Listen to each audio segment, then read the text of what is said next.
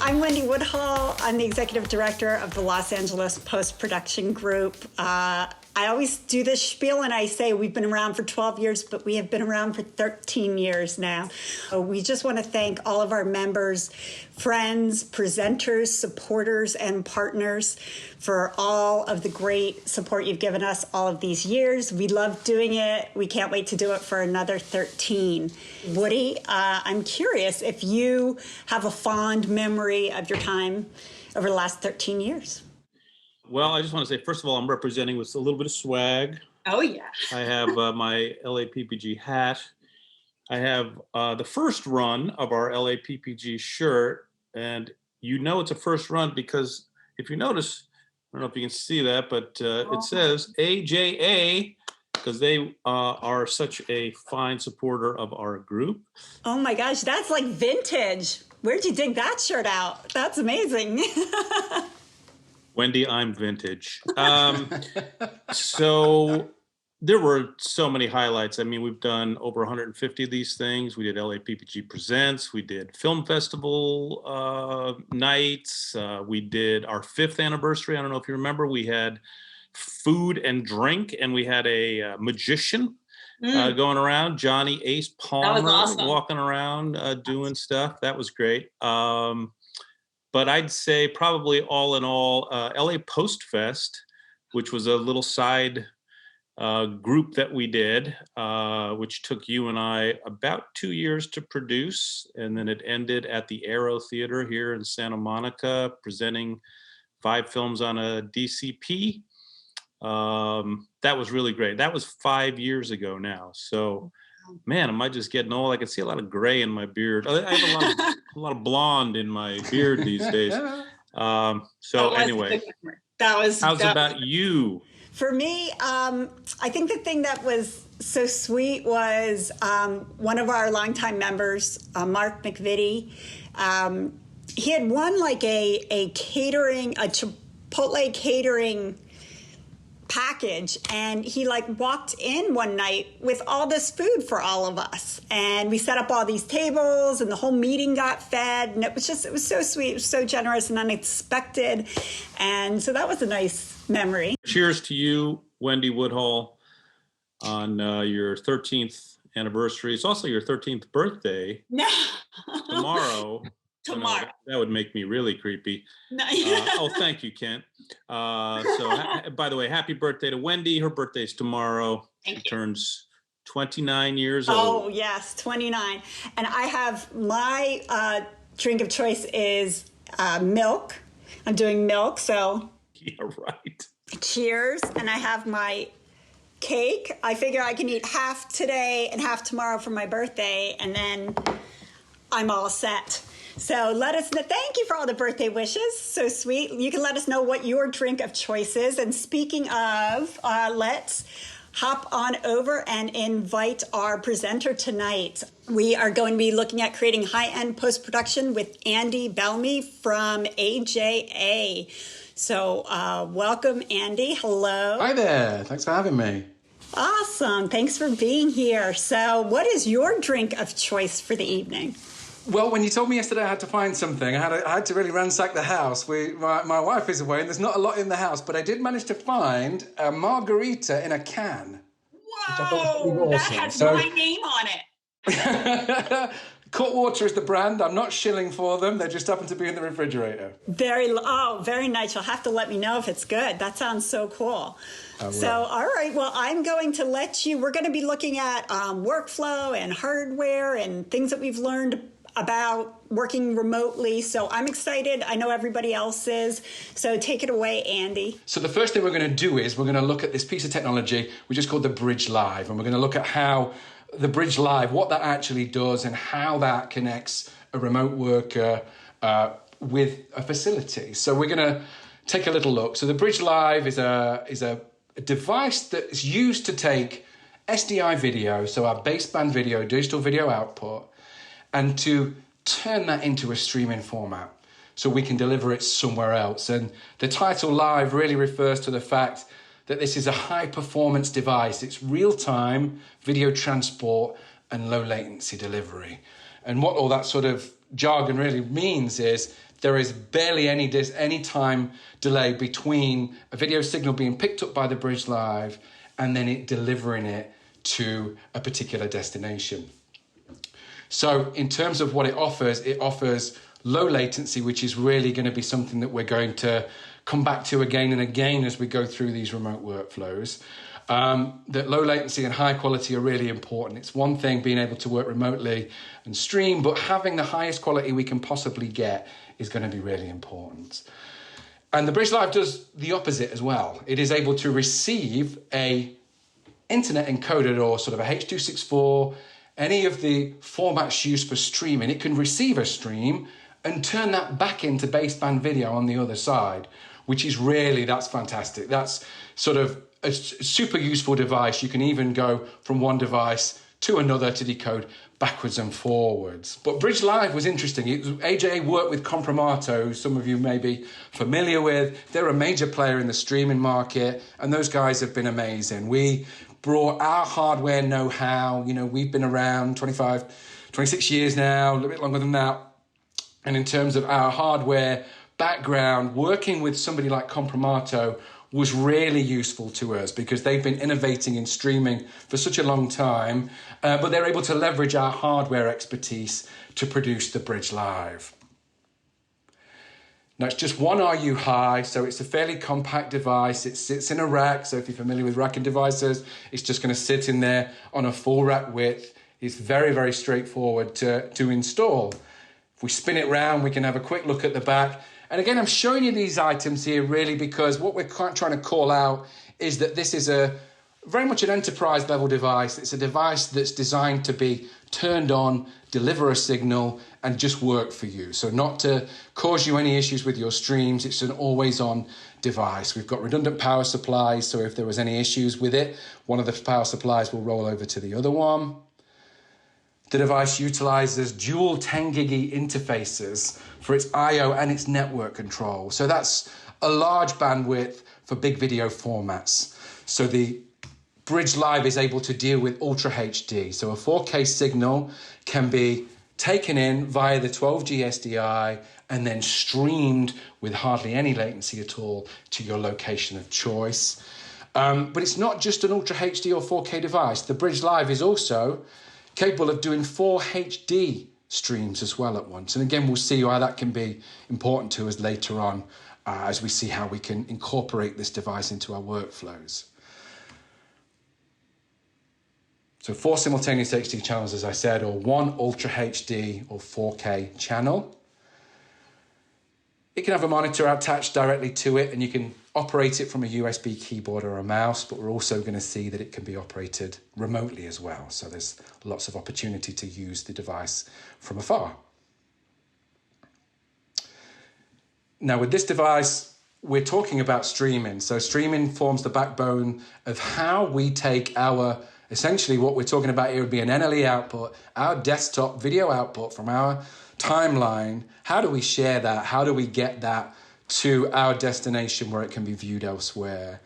And the supported transports for the Bridge Live, you don't really have to know too much about this lot to know that this is really all of the major formats of transport. So we covered. So no matter who you're working with, and that could be YouTube, Facebook Live, you could use for redistribution. It's all possible with this device, and Twitch as well, although we're going to look at more private uses for the device. It also provides these video codecs as well. So when we're talking about the encoding for streaming, it's super powerful. HEVC offers fantastic encoding quality for any user. Certainly for Ultra HD, the results are absolutely remarkable with HEVC. If you're working in high definition, you can use H.264. The point of showing you these is that the Bridge Live device is able to encode to match your needs. So the kind of formats you're working with, you can encode. JPEG 2000 would represent the highest quality possible.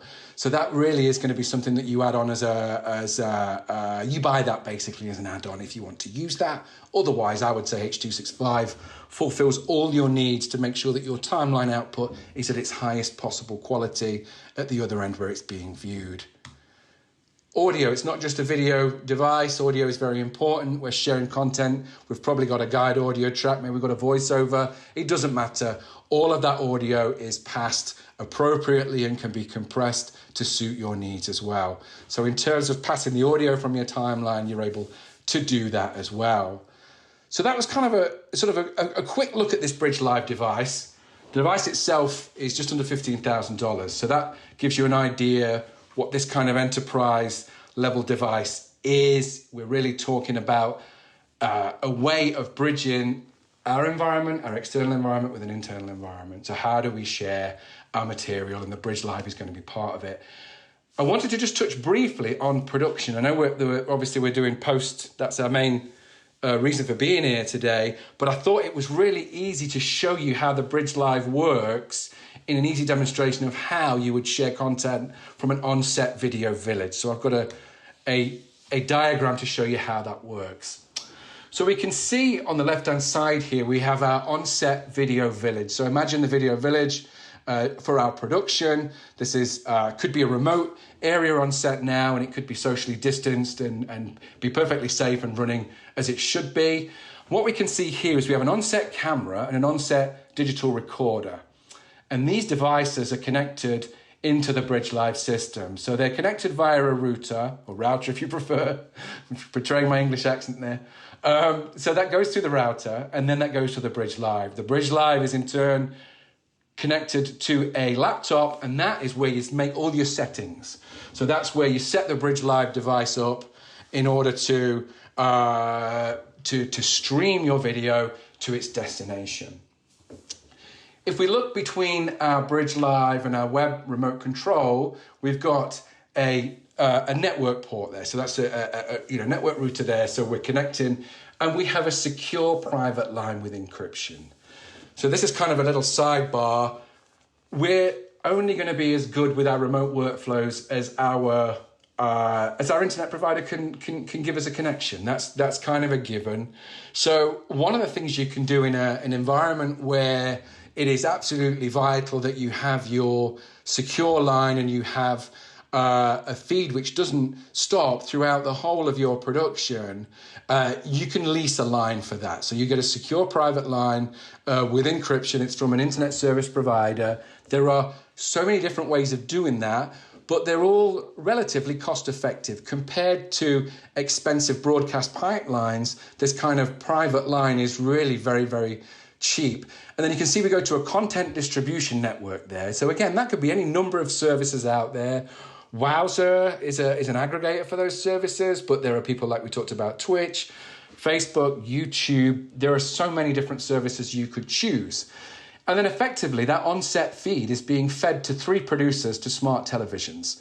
So they have a URL in their smart TV and they're being streamed video live from the set, playback from on-set dailies as well to these 3 locations, all by using the Bridge Live. So very, very easy to take an Ultra HD on-set image and take that from the set and provide that to an ultra high definition television, a smart television for those producers. So really easy way of connecting the set with anybody that needs to see content, and we want to keep them remote and keep them safely. They can be completely remote. It doesn't matter which country they're in, really. They're going to, with the right kind of internet service provider, you'll be able to connect directly. So let's fold out from there and look at how do we create safer post-production environments. Now, one of the things that we've found at AJA that we're hearing from a lot of our customers is they're coming to us with perhaps non-standard infrastructure. So people are moving into facilities or perhaps offering a location that might not necessarily have baseband video available in a network form. So how do we get around providing video between, say, an edit suite and a producer, and we want to keep everybody separate. How do we go about doing that without baseband video? Well, one way we can do is to go straight, again, from your timeline of your edit suite, and we can share your timeline to another room by using IP, so using internet protocols. So things we're familiar with, Ethernet cabling we're familiar with network know-how, and I'm not suggesting you would have to have the network know-how yourself, but a network engineer would be able to assist with essentially putting your video onto an internet network internally. So an edit suite that we can see here, we've got this IO IP device. So again, an IO IP is a device which allows us to take our video timeline to go from our NLE and put it onto a monitor. We can see here, Avid, Adobe, Apple, major flavors of NLE are all supported by AJ products. So the video editor can see in his own edit suite, his or her own edit suite, the SDI monitor and NLE output. But in this particular circumstance here, we're passing via an Ethernet switch, and we're actually going to cascade out that video to another location using these little IPR devices. So AJA produce these small devices, the IPR range, and in this case it's an IPR 10G2 SDI. What a snappy title for that little box. But it does create magic, it really does. It takes internet protocol video and turns it back into SDI. So baseband video comes out. We're connecting the two areas here via internet audio. And again, that's a theme you'll see recurring here, that we're mixing technologies to bring our community closer together, to connect the producer with the editor in that review environment. Thought it was worth pausing a little bit on how do we leverage infrastructures that perhaps aren't conventionally for video, and this is one way of doing it. Now, another way of working would be to look at remote workflows for HD post-production. So in terms of, again, we're in this scenario where we are working remotely. So we have a video editing facility at home in whatever shape or form that takes. Essentially, it's going to be an NLE. You're going to have an output monitor, possibly a video I/O in there as well, something like a TTAP Pro. Or another AJA suitable card or output device. So you're able to monitor your video. Now you can take that video output and you can use this small device here, as we can see on the left-hand side. This is a device called a Hilo.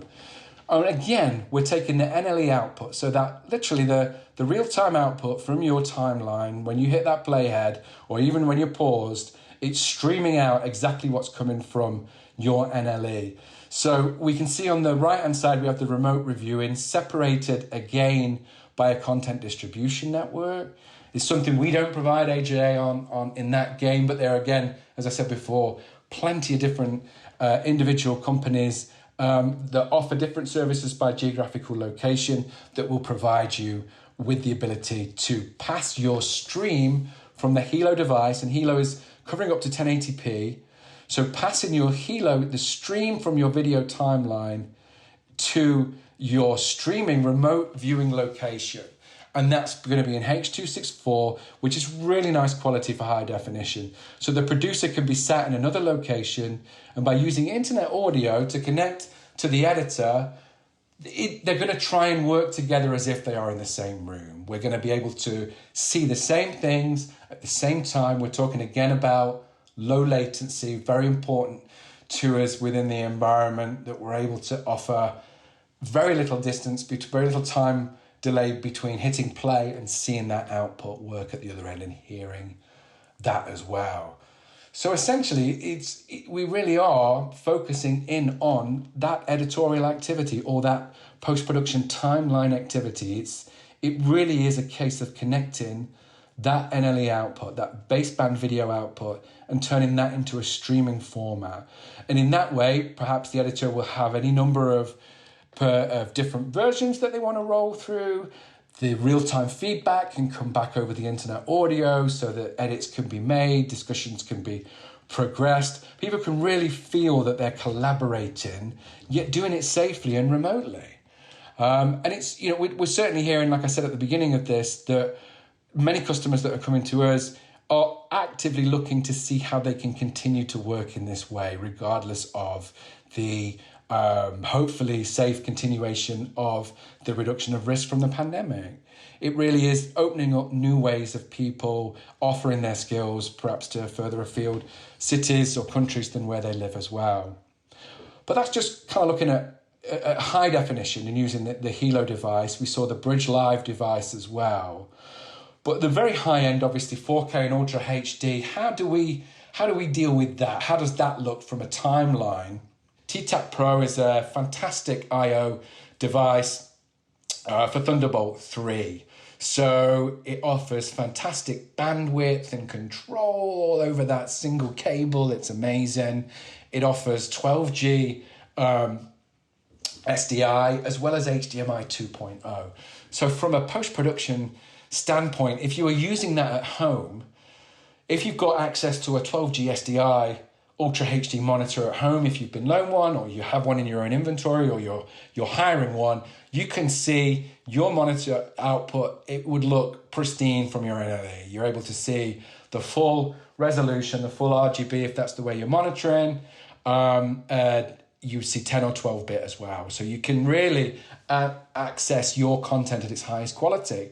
But the other nice thing about the TTAP Pro is it has an HDMI 2.0 port as well. And they're both simultaneous. So you're using Avid, you're using Adobe, you're using Apple, and you're using your TTAP Pro as your output. You can use a domestic monitor. So you could find yourself a HDMI 2.0 domestic monitor, something that you could get on the shelf at Best Buy or from Amazon or any of those larger sort of big box retailers, and you'd be able to see HDR. So the TTAP Pro actually works beautifully with Adobe, with HDR monitoring. It's really fantastic, and the same with Apple and Avid as well. So the actual TTAP Pro solves a number of problems. It's a very small device that sits on your desktop. It also allows you to monitor your audio directly with headphones and gives you fantastic volume control and mixing controls on the device as well. And you've actually got little LEDs on the front which work as your VU meters too. So it's a real home studio dream. I feel like that on a laptop or that on a nice desktop is a fantastic option for monitoring. And in this case, we've got the 12G SDI of the TTAP Pro hooked back into our Bridge Live. So that full bandwidth output from our NLE, say we're working in a HDR production and we're working in ultra high definition and we're working at 60 frames a second, you're able to work with those formats here, and then you're able to share that remotely to a producer or to a post advisor, whoever's working in your pipeline that wants to monitor what you're doing in a real-time manner. Again, you're in the same scenario here, using a CDN to share the content securely with point-to-point encryption, using internet audio, Skype, whatever you want to use. There's many different ways to do that. That connects the two things, but keeps bandwidth focused on the actual video itself. And again, it all ends up at a smart TV that's costing maybe $500, if that, at the other end, which is remarkable. We're able to pass fantastic, high-quality content over conventional internet just by using these devices, which we think is really, really exciting. And we're certainly seeing that facilities that are offering things like Bridge Live for streaming, for passing out, for content, for foldback, it's solving so many problems. But the interesting one for us at the moment is why I'm here, which is remote, and it's really come into its own. We really kind of developed the device based around live events. That's the name of the product. But your timeline live is also extremely compelling content to share, and Bridge Live doesn't care whether you're streaming, whether it's it's video coming in from a deck or whether it's coming in from your timeline. It will pass that high quality content in almost real time through. So it's really, really, really exciting. And like I say, the TTAP Pro here is doing so much wonderful work in companion with your NLE of choice. It's going to give you your options to monitor, like I say, a HDMI monitor and a 12G SDI monitor simultaneously. And what we've covered so far is really we've looked at how do we share our timelines by using streaming protocols. How are we able to take content from our desktop and send it to somebody that needs to see it in a remote location? But what about if it was kind of reversed? What if we were at home and we were working remotely, but we were only using a desktop PC as kind of a viewer? All it's doing is providing us a window into the post-production environment in the facility. Now, one of the devices that AJA provide, which has been extremely popular over the last couple of years, extremely excited to talk about it. It's something which we can't keep on the shelf. It's in high demand as HDR becomes much more prevalent. And this is this device here called a HDR Image Analyzer 12G. Now, the Image Analyzer 12G will take any baseband video input and give you a set of extremely sophisticated scopes that AJ worked on in conjunction with Colorfront. So another fantastic area where AJA combine their sort of super skills and secret powers at hardware with some fantastic software from Colorfront. So Colorfront, one of the Emmy, Oscar award-winning technical company who provide amazing software for post-production, for grading. Some of you are probably more familiar with it than I am. But Colorfront is what's under the hood in the HDR Image Analyzer 12G. So that's not something you're probably going to have at home. That's more expensive than a Bridge Live. And it's quite likely that this is going to be in the facility. But that doesn't mean we can't access it. So on the right-hand side, we have the remote worker just with a desktop PC. And on the left-hand side, we have our HDR Image Analyzer 12G, which is connected to a deck. So there's a source. So there is video content being played through it. And we also have remote control for that device as well. And we have a local monitor. So in the post-production facility, that device can be monitored, can be seen to be being used. But the remote worker can use RDP, so remote desktop protocol, to share the screen in the post facility. So we're all familiar with, I'm sharing my screen now with you guys, but this is again a system whereby you're able to share a super high quality identical output to the scopes from that HDR Image Analyzer.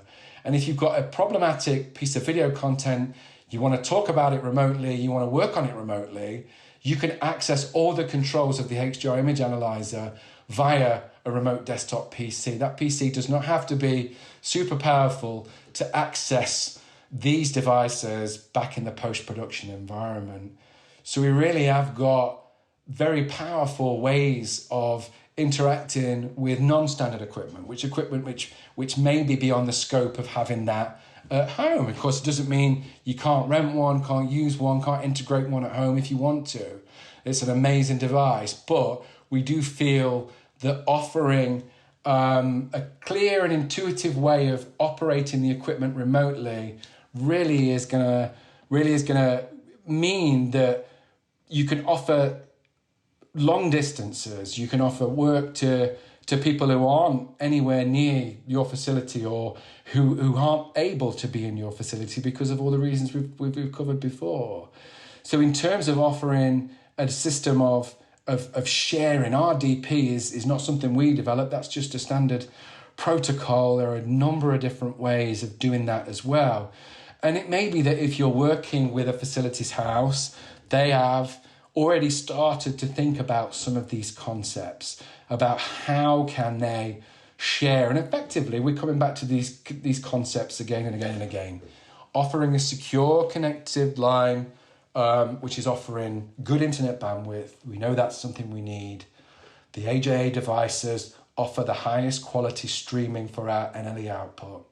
So we know that we're providing frame accuracy, we're providing high quality content at great distances without having any compromise over our workflow. On AJA.com, we have a solutions section. So if you head to AJA.com, go to the solutions section, there's a whole remote solutions page that I worked on. So a lot of the content we've talked about today comes from there. There's a deeper dive on some of the hardware that we've used in there. There's interesting discourse, again, about some of the topics that we've covered today. So if there's anything you want to drill into further, you can do so in there. And each individual section of that website will take you off into different areas of consideration as well. So we try and add, for people like yourselves, where you're hungry for knowledge, want to know how is this technology developing? Where is it going? And what are the ancillary products and an ecosystem which sit around it? We offer lots and lots of links as well for that too. So there's plenty of great product videos. AJA.com is really a fantastic resource, and we're really proud to plug it and want you to go and use it. The other thing I say, if anyone's got any more follow-up questions, I'm Andy B at AJA.com, and I'd be thrilled to get questions from you, and any follow-up I can give you as well over any of this, I'd be happy to. Awesome. Wow. Well, thank you so much, Andy. That was a ton of really good information. You're welcome. We so appreciate it. Well, I can see in the chat, everybody's pleased. Thank you so much for sharing all this information, Andy. And we do want you to connect with us on social, if you would. Please check us out on Facebook, Instagram, Twitter, and on LinkedIn, and use the hashtag LAPPG. And a huge thank you to our partners, especially now after we're looking back from 13 years. It's like, it's so important what our partners do for us. So thank you, thank you. At our gold level, we have Adobe, Blackmagic Design, OWC, and Sony. At our silver level, we have AJA Video Systems, Isotope, SGO, and Zeiss. And also, we have lots of wonderful supporting companies, media companies, and community companies that help us get the word out about our meeting. I also want to give a huge thank you to my co-pilot all this time. Everybody knows it's all you. It's a joint effort. But Thank anyway, you, everybody, and thank all our partners and our members and everybody. There's so many people that make this happen, but right at the very top of the chain is somebody named Wendy. oh, well, thank you.